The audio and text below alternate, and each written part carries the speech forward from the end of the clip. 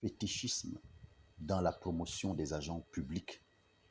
Voilà quelque chose qui a détruit l'Afrique. En Afrique, lorsqu'on a bouclé avec les élections et que le gagnant est connu, il y a un silence de mort qui règne dans tout le pays. Surtout du côté de ces hauts dignitaires. On ne les voit plus. Chouing. Ceux qui vont au Bénin, qui vont dans leur village aussi, aller faire des bains, se faire fabriquer des talismans pour influencer le choix du nouveau président. Ça se bouscule dans le noir. Ceux qui veulent être maintenus et ceux qui pensent que c'est à leur tour d'être là. Ça se fabrique des chaînettes, des bagues, des gris-gris en général pour avoir une certaine influence auprès des hautes autorités et pour être choisi tant bien que mal. Il y a des marabouts qui font même des propositions rocambolesques. Apportez-moi le clitoris d'une fille vierge. Cela va aiguiser ta langue. Tout ce que tu diras te sera accordé. Mais c'est incroyable. Vous allez au marché, il n'y a plus de canards, il n'y a plus de coqs, il n'y a plus de moutons. Les jeunes filles disparaissent parce que les gens veulent se faire maintenir. Parce que les gens veulent avoir leur place au soleil.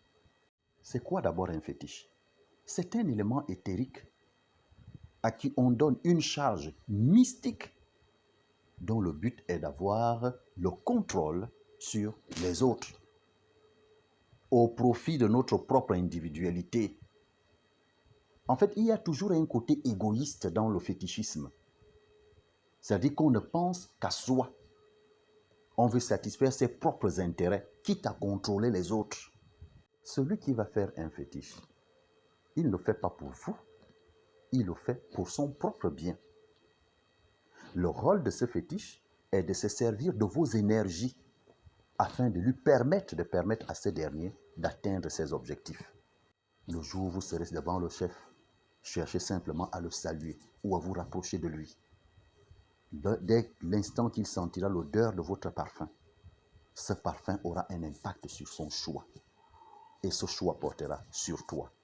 Mais le problème n'est même pas encore à ce niveau. Je vais vous expliquer.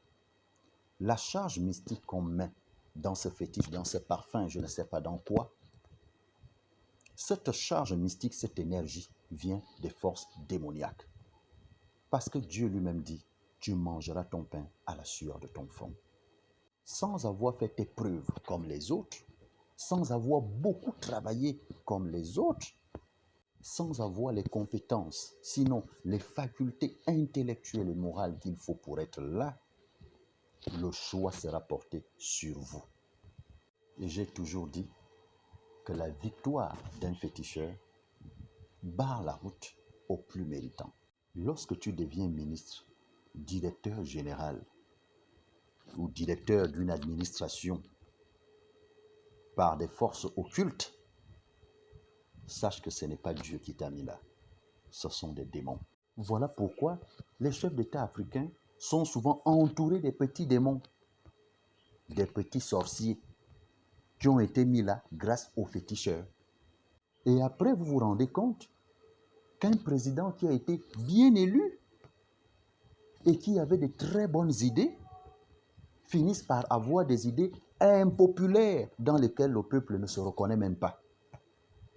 Mais parce que lui-même, il est sous l'emprise des forces occultes qu'il ne maîtrise pas, des présences qui lui sont imposées de toutes parts. Le pire est que ces éléments qui entourent nos chefs d'État africains aussi sont appelés à faire des propositions de nomination. Mais ils ne choisissent pas n'importe qui, ils choisissent les gens qui font les mêmes choses qu'eux. J'entends souvent toujours les mêmes. Mais toujours les mêmes, comment ça peut vous étonner? Vous dormez la nuit, mais tout le monde ne dort pas. Alors si je pense que ça détruit l'Afrique, c'est simplement parce que le critère de choix devient irrationnel. Il est non seulement irrationnel, mais aussi ceux qui viennent là ne sont pas là pour servir l'État, ils sont là pour servir des énergies négatives, des énergies sataniques, diaboliques, qui se nourrissent du vice les détournements de fonds publics, le vol, l'arrogance, le bon grand du quartier, vous avez du mal à le reconnaître. Pourtant, c'était quelqu'un de bien. Mais depuis qu'il est en haut, on ne le maîtrise plus. On ne le reconnaît plus. Parce qu'il sert déjà d'autres énergies. Peut-être qu'il ne le sait pas lui-même. Il est plus talentueux. Vous verrez toujours éternel chef de service, éternel directeur des études ou agent simple de l'État. Pendant que les adeptes du fétichisme dirigent les institutions. Parfois, vous vous plaignez de l'impunité qui gangrène nos États africains. Parfois, nos chefs d'État n'y peuvent rien. Parce que ces adeptes du fétichisme ne dorment pas. Un fétiche pour se faire oublier, un fétiche pour être nommé, un fétiche pour tuer sans être attrapé, un fétiche pour séduire les femmes d'autrui, un fétiche pour ceci, un fétiche pour cela. Et ça devient un peu comme des troubles obsessionnels compulsifs. On ne peut plus s'en passer.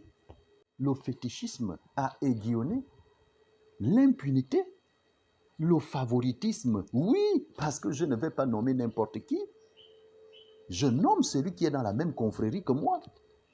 Attention, je ne suis pas en train de généraliser. Je sais qu'il y a des gens qui ont des compétences avérées dont on ne pourrait se passer. Mais le plus souvent, ils ne sont pas nombreux et ils ne durent pas dans les hautes sphères de l'administration. Au-delà de la gabégie, des malversations, de l'impunité, du favoritisme que toutes ces pratiques pourraient occasionner, à cela s'ajoute la crise d'exemplarité. Parce qu'en Afrique, nous n'avons plus de modèles. Plus tu voles, plus tu es promu. Plus tu tues, plus tu es promu. Parce que tu comptes sur tes fétiches qui vont te défendre. C'est rare d'entendre quelqu'un dire « J'aimerais être comme tel ministre qui a bien amené tel ou tel ministère. » Non. Ce que l'Africain demande, c'est « Donnez-moi le nom de son marabout. » Vous voyez? Vous pouvez mettre toutes les constitutions que vous voulez. Vous changez même le système politique, des régimes politiques. Vous supprimez même le Sénat et l'Assemblée nationale. Vous faites ce que vous voulez. Vous réduisez même les salaires des ministres, ainsi de suite. Je vous assure que ce dont je suis en train de parler est un problème sérieux pour toute l'Afrique. Je sais qu'il y aura des commentaires. Vous-même, vous allez commenter ce que je suis en train de dire. C'est une réalité en Afrique. Le fétichisme a plombé l'Afrique. Donc arrêtez de c'est à cause des Français, c'est parce qu'on nous a colonisés, c'est parce qu'on fabrique notre monnaie dans les banques françaises. Non, non, non, non, je vous assure que c'est un problème sérieux.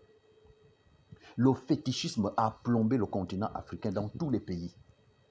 Nous avons les petits démons à la tête de nos administrations.